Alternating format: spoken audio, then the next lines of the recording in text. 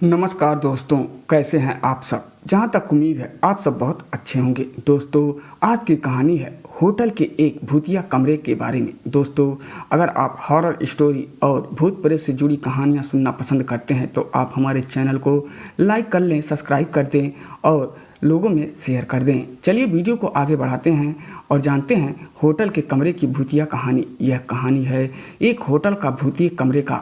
इस कहानी में राजू नाम का एक लड़का है जो कि सरकारी नौकरी करना चाहता है, पर उसके घर की स्थिति ठीक नहीं होने के कारण उसे पैसे कमाने के लिए काम की तलाश थी। इस कारण वो एक ऐसी नौकरी ढूंढता है जहां उसे रात में काम करना पड़े और दिन में उसकी पढ़ाई भी हो जाए। कुछ समय बाद राजू को एक होटल में सफाई करने का काम मिल गया। चूँकि काम रात को करना था तो राजू वहां रात में काम करने लगा और दिन में वो अपनी पढ़ाई भी कर लेता। सब कुछ अच्छे से चल रहा था, पर एक रात राजू अपना काम ख़त्म करके आराम से बैठा था। तभी वहाँ पे उसका एक सीनियर आया और उससे बोला, तुम यहाँ आराम से क्यों बैठे हो। इस पर राजू ने जवाब दिया, सर मैं अपने कमरे की सफाई कर चुका हूँ इसलिए बैठा हूँ।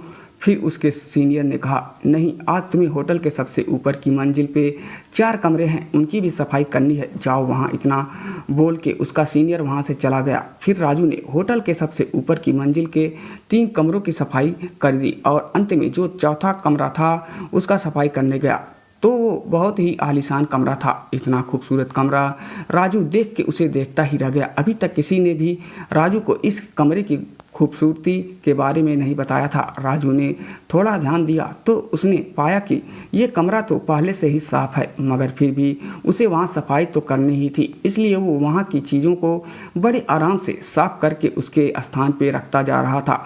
कुछ देर बाद राजू को ऐसा लगा उसके पीछे कोई खड़ा है। राजू ने पीछे मुड़कर देखा तो वहाँ कोई नहीं था। राजू ने सोचा ऐसा वो कई रातों से काम कर रहा है और दिन में नहीं सो पाता, इसलिए हो सकता है कि उसका दिमाग नाकाम कर रहा हो और वो वापस अपने काम में लग गया। तभी अचानक उसे लगा कि कोई उसके सामने से दौड़ के भागा है। राजू को अब डर लगने लगा और वो थोड़ी देर के लिए सहम सा गया और कुछ देर इधर उधर देखने के बाद उसने फिर से अपना काम चालू किया ताकि वो जल्दी से अपना काम खत्म करके वहां से निकल जाए। और जब वो वापस काम करने के लिए लगा तभी मानो जैसे उसके कंधे पे किसी ने हाथ रख दिया हो। राजू अब घबरा के चिल्लाते हुए उस कमरे से भागने लगा। तभी राजू को गले से किसी ने पकड़ लिया और वो भाग नहीं पा रहा था। इतने ही देर में राजू के सीनियर राजू की आवाज़ सुन के वहाँ पहुँच गए। उन्होंने राजू से पूछा, क्यों चिल्ला रहे थे। राजू गले में दबाव होने के कारण कुछ बोल ही नहीं पा रहा था। उसके सीनियर उसे कमरे से बाहर ले गए और उसे पानी पीने को दिया।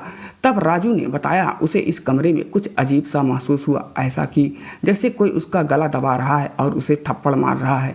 इतना सुनते ही उसका एक सीनियर उस पर चिल्लाया और बोला, तुम्हें रात में इस कमरे में सफाई करने को किसने बोला। इस कमरे में कोई भी अकेले सफाई नहीं करता और इस कमरे की सफाई भी दिन के समय में ही की जाती है।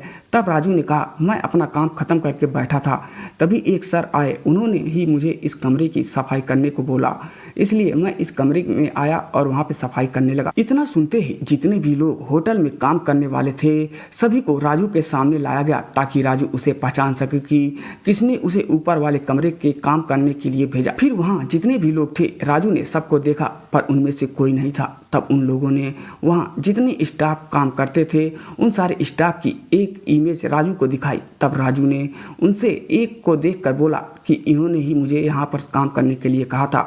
इतना सुनते ही सारे लोग डर गए क्योंकि राजू ने जिसकी इमेज दिखाई उस स्टाफ की मौत 1 महीने पहले ही उसी कमरे में हो गई थी।